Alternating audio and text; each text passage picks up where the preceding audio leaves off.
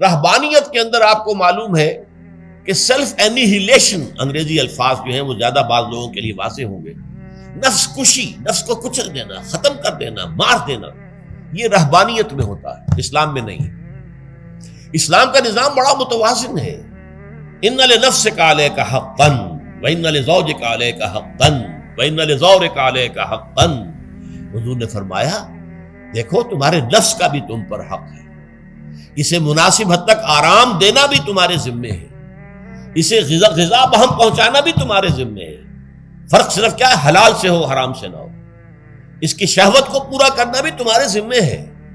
فرق صرف کیا ہے؟ جائز راستے سے ہو، حرام سے نہ ہو۔ اس کا نام ضبط نفس ہے، سیلف اینیہیلیشن، نفس کو کچل دینا۔ یہ جو تپسیاں جو ہیں ہندو سادھو کرتے رہے ہیں، اور جو سب سے زیادہ معاملہ جو ہے وہ جو راہب ہوتے تھے حضرت مسیح علیہ السلام کے پیروکاروں میں، انہوں نے تاریخ کے اندر جو مثالیں دی ہیں اس کا جو ہے اندازہ کرنا مشکل ہو جاتا ہے کہ کس درجے وہ لوگ اپنے نفس کو کچل دیتے ہیں، جس کا قرآن مجید میں سورہ حدید میں ذکر بھی ہے۔ اکثر لوگ تو پابندی نہیں کر سکتے تھے، اپنے اوپر پابندیاں لگانے کے بعد غلط راستوں پر بھی چل پڑتے تھے، لیکن جو لوگ ان پابندیوں کو نبھاتے تھے وہ کس انتہا تک جاتے تھے۔ کبھی آپ جو ہے ہسٹری آف کرسچن موناسٹسزم پر جو تاریخ کی کتابیں لکھی گئی ان کو پڑھیں تو اندازہ ہو۔ مولانا مودودی نے تفہیم القرآن میں اس کا کچھ حوالے دیے ہیں، اور واقعہ یہ کہ رونگٹے کھڑے ہو جاتے ہیں انسان پر کہ اس درجے میں انہوں نے اپنے نفس کو کچلا۔ ہمارے صوفیہ کے ہاں بھی بعض ایسی روایات صحیح ہیں یا غلط ہے بیان کی جاتی ہیں، لیکن اسلام کا اصل معاملہ کیا ہے؟ توازن، اعتدال۔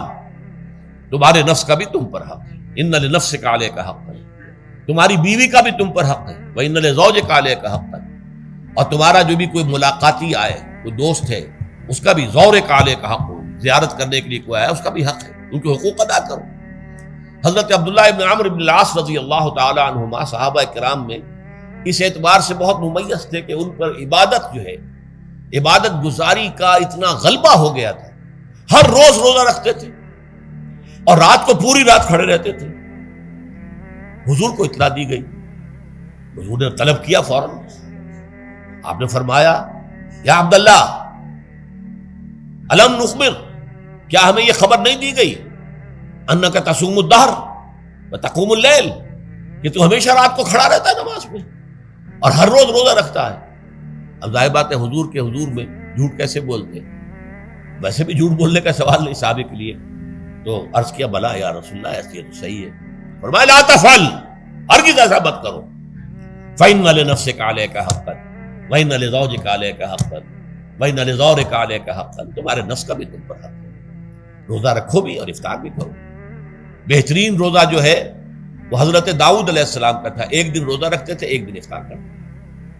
لیکن یہ ہے کہ آپ ہفتے میں 2 دن روزے حضور کے ہیں، سوموار کو اور جمعرات کو، مہینے میں 3 روزے یہ ہیں، اس میں گویا کہ سنت پر عمل بھی ہو جائے گا۔